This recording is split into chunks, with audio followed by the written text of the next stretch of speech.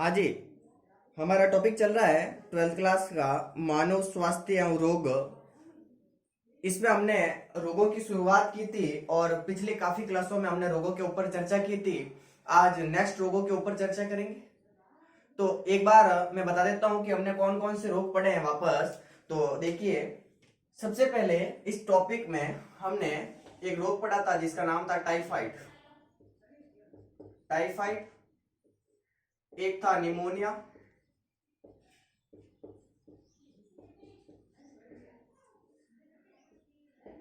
तपेदिक, हेजा, डिफ्थीरिया,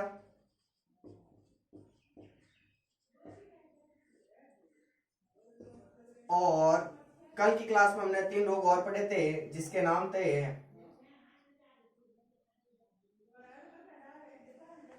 एक रोग था टिटनेस,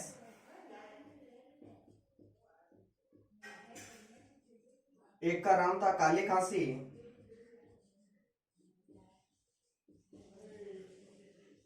और एक रोग हमने पढ़ा था कुष्ठ रोग।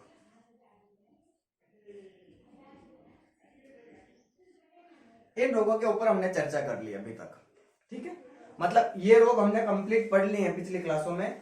टाइफाइड, निमोनिया, तपेदिक, हिजा, डिफ्टीरिया, टिटनेस, काली खांसी और कुष्ठ रोग। इस कुष्ठ रोग को हैंसन रोग या कोड रोग भी कहते हैं। ठीक है, तो आज हम नेक्स्ट 2 रोग और पढ़ेंगे जिसमें से हम सबसे पहले शुरू कर रहे हैं एक रोग जिसका नाम है सामान्य जुकाम। सामान्य जुकाम, कॉमन कोल्ड इसे इंग्लिश में कहते हैं। ठीक है, तो देखिए एक बात, मैं अलग पेन से आपको थोड़ा सा बताने का प्रयास कर रहा हूं। ये जो रोग हमने अभी तक पढ़े हैं 8 रोग, ठीक है, ये सारे के सारे रोग बैक्टीरियाओं के द्वारा हो रहे थे। ठीक है, मतलब जीवाणु जनित रोग थे, बैक्टीरिया से हो रहे थे। तो ये सारे के सारे रोग कैसे थे? जीवाणु जनित। जबकि जो अब रोग एक पढ़ रहे हैं सामान्य जुकाम, ये वायरस के द्वारा होगा। किसके द्वारा होता है? वायरस के द्वारा होता है सामान्य जुकाम।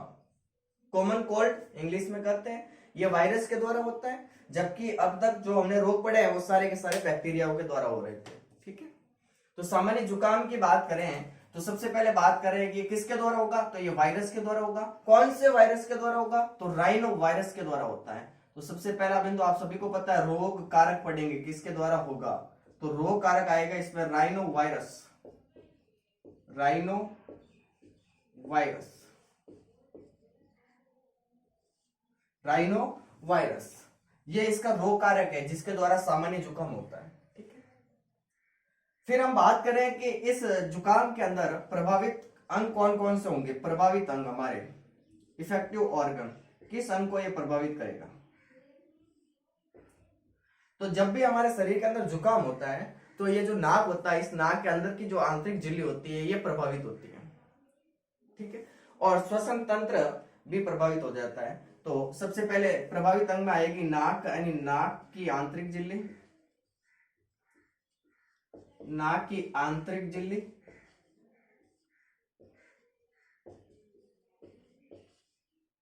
वह श्वसन मार्ग, जो आपका रेस्पिरेटरी मार्ग है ना, वो प्रभावित होगा, पूरा का पूरा श्वसन तंत्र। ठीक है, कहने का मतलब आपके जुकाम होता है तो वो शरीर के नाक के अंदर से जो म्यूकस निकलता है ना, वो वाला पूरा का पूरा प्रभावित अंग है। एक तो नाक की आंतरिक झिल्ली और एक श्वसन मार्ग।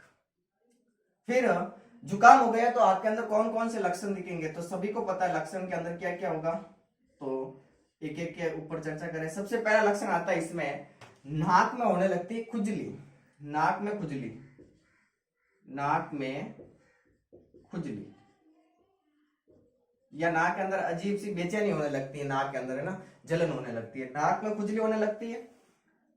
दूसरा, नाक से तरल का स्राव होता है। नाक से तरल का स्राव होता है, म्यूकस निकलता है।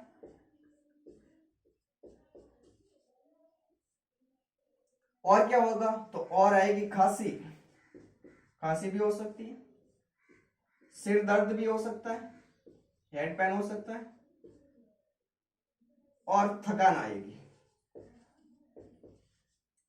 ठीक है, मतलब आपका नाक झरने लग जाता है इस रोग में, सीधा सीधा। सामान्य जुकाम वायरस के द्वारा होता है। कौन से वायरस के द्वारा होता है? राइनो वायरस के द्वारा होता है।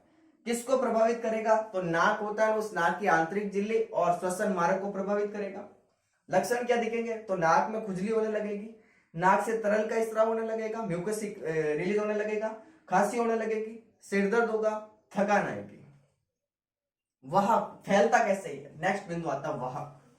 तो मैं इसको थोड़ा रफ करूं पहले। वह ये कैसे फैलता है? तो जो ये सामान्य जुकाम होता है ये तो मोस्टली हवा के द्वारा फैलाया जाता है, हवा के द्वारा फैलता है। जुकाम है, कॉमन कोल्ड, ये हवा द्वारा फैलाया जाता है। हवा कैसे फैलता है? हवा से फैलता है। मतलब कोई संक्रमित व्यक्ति है तो जब भी अपने आसपास खांसता है या छींकता है तो उसके नाक से, मुंह से जो तरल निकलती है बूंदे वो वायु में आ जाती है, और उसके पास में अगर कोई स्वस्थ व्यक्ति खड़ा है तो वो जो श्वास ले रहा है उस श्वसन क्रिया के दौरान उसके अंदर चली जाती है। तो इसके अंदर थाई था और उसके अंदर भी इसने कर दिया, ये ऐसे इसका वाहक फैलाता है। वाहक की बात करें तो नेक्स्ट इसमें आता है वाहक, हवा से फैलाया जाता है, हवा। ठीक है, फिर जो ये रोग होता है सामान्य जुकाम, ये मोस्टली 3 दिन तक रहता है, 3-4 दिन रहता है। तो इसकी समय अवधि कितनी रहती है?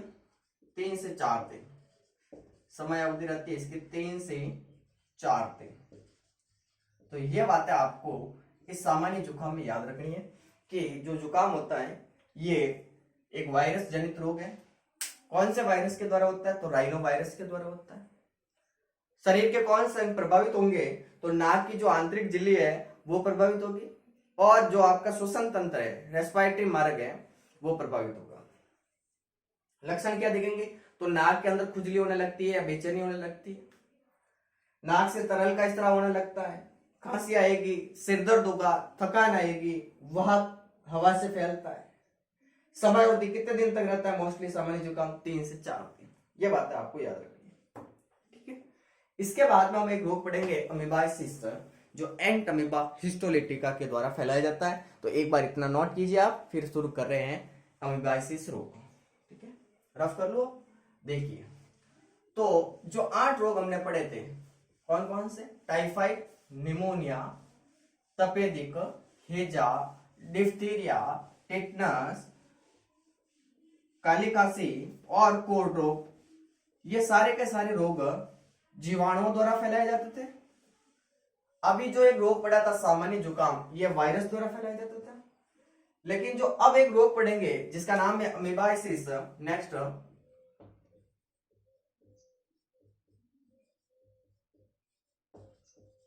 अमीबाइसिस रोग, ये जो रोग है ये रोग प्रोटोजोआ द्वारा फैलाया जाता है। ठीक है, नाम भी बताएंगे उस प्रोटोजोआ का। अभी आपको याद रखना है कि जो अमीबाइसिस रोग है ये प्रोटोजोआ जनित रोग है, मतलब प्रोटोजोआ के द्वारा फैलाया जाता है। तो 8 रोग तो हमने बैक्टीरिया जनित पढ़े, जीवाणु जनित पढ़े, एक पढ़ा वायरस जनित सामान्य जुकाम, और जो अमीबाइसिस रोग पढ़ रहे हैं आप ये प्रोटोजोआ के द्वारा होता है। ठीक है, कौन सा रोग है, रोग कारक है जिसके द्वारा ये, या कौन सा प्रोटोजोआ है जिसके कारण ये अमीबाइसिस रोग होता है? तो इस रोग कारक का नाम है एंट अमीबा हिस्टोलिटिका, एंट अमीबा हिस्टोलिटिका। ये एक प्रोटोजोआ है जिसके द्वारा अमीबाइसिस रोग होता है, एंट अमीबा हिस्टोलिटिका। ठीक है, इसके बाद में बात करें जो इसका वाहक होता है, वाहक होता है इसकी घरेलू मक्खियां, जो आपके घरों के अंदर जो मक्खियां होती है ना, वो इसका वाहक होती है, घरेलू मक्खियां। तो अमीबाइसिस रोग का जो वाहक होता है वो होती है घरेलू मक्खियां, घरेलू मक्खियां।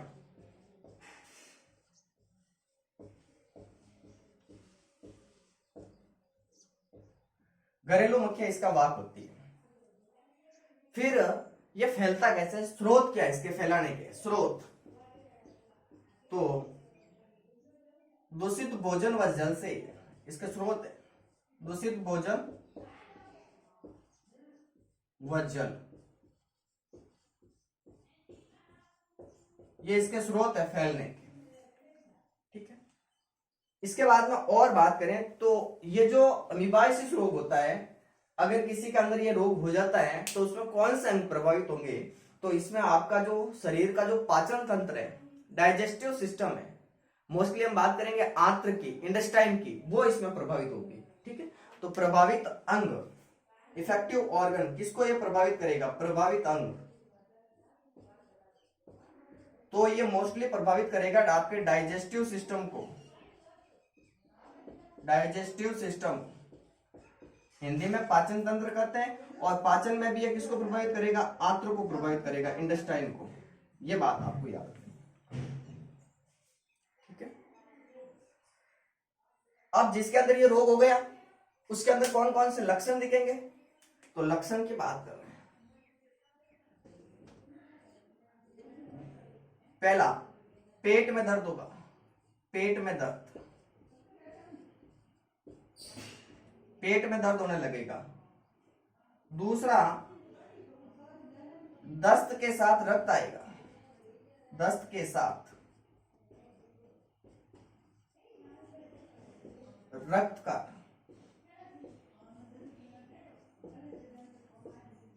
और क्या लक्षण दिखेंगे? तो और लक्षण दिखेंगे इसमें मल के साथ श्लेष्मा निकलता है, मल के साथ,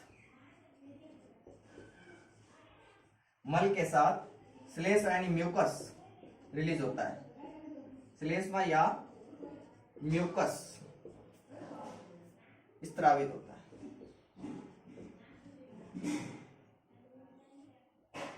ठीक है, तो यह बातें आपको एंट अमीबा हिस्टोलाइटिका के बारे में याद रखनी है। और एक बात याद रखनी है कि जो यह अमीबाइसिस रोग है, इसकी खोज सबसे पहले 1857 में लेस नामक वैज्ञानिक ने की थी। अब आपको ये मत समझ लेना भाई 1857 की क्रांति, याद करने के हिसाब से आप समझ सकते हो कि 1857 की क्रांति भारत और राजस्थान दोनों में हुई थी। उस समय इस रोग की खोज की थी एक वैज्ञानिक थे जिसका नाम था लेस। इन्होंने सबसे पहले एंट अमीबा हिस्टोलिटिका, एक प्रोटोजोआ है, इसके द्वारा अमीबाइसिस रोग होता है, इसकी खोज की थी लेस ने। ठीक है, प्रोटोजोआ जनित रोग है, वह घरेलू मक्खियां है, स्रोत दूषित भोजन और जल से, प्रभावित अंग तो आपकी जो डाइजेस्टिव सिस्टम है, पाचन तंत्र है, वो प्रभावित होगा, और उनमें भी कौन? मोस्टली आंतें प्रभावित होगी। लक्षण क्या दिखेंगे? तो पेट में दर्द होने लगेगा, दस्त के साथ रक्त आएगा, और मल के साथ श्लेष्मा स्रावित होगा। अब हो गया रोग, तो बचाव करेंगे या उपचार करेंगे? तो सुनिए, इसके बचाव में सबसे पहला आपको पानी को उबाल कर पीना है, पहला बचाव। दूसरा, दूषित भोजन और जल का सेवन नहीं करना है। तीसरा, साफ सफाई का विशेष ध्यान रखना है। ठीक है, तो देखिए बचाव, लास्ट टॉपिक है इसका बिंदु, बचाव। पानी, जो पानी पी रहे हैं आप, पानी को उबाल कर पीना, उबाल कर पीना। दूसरा, दूषित भोजन, दूषित भोजन व दूषित जल नहीं करना। तीसरा, साफ सफाई का विशेष ध्यान रखना, साफ सफाई का विशेष ध्यान रखना।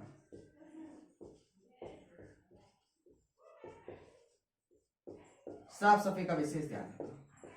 तो ये एक अमीबाइसिस रोग के बचाव है। अमीबाइसिस रोग देखो एक प्रोटोजोआ के द्वारा फैलता है जिसका नाम है एंट अमीबा हिस्टोलिटिका। वहां के इसकी घरेलू मक्खियां, प्रभावित अंग होते हैं डाइजेस्टिव सिस्टम यानी पाचन तंत्र की आंतें प्रभावित होगी। लक्षण, पेट दर्द होने लगेगा, मल के साथ श्लेष्मा निकलेगा, दस्त के साथ रक्त आएगा। खोज 1857 में लेस ने की थी। बचाव के लिए पानी को उबाल कर पिएंगे, दूषित भोजन और दूषित जल का सेवन नहीं करेंगे, और साफ सफाई का विशेष ध्यान रखेंगे। ठीक है, तो धन्यवाद आज की क्लास के लिए। मिलते हैं अगली क्लास में नेक्स्ट रोग के साथ। अगर आपको मेरा चैनल अच्छा लग रहा है, मेरा पढ़ाया हुआ आपको समझ में आ रहा है, तो प्लीज लाइक, शेयर और सब्सक्राइब तो बनता है। धन्यवाद।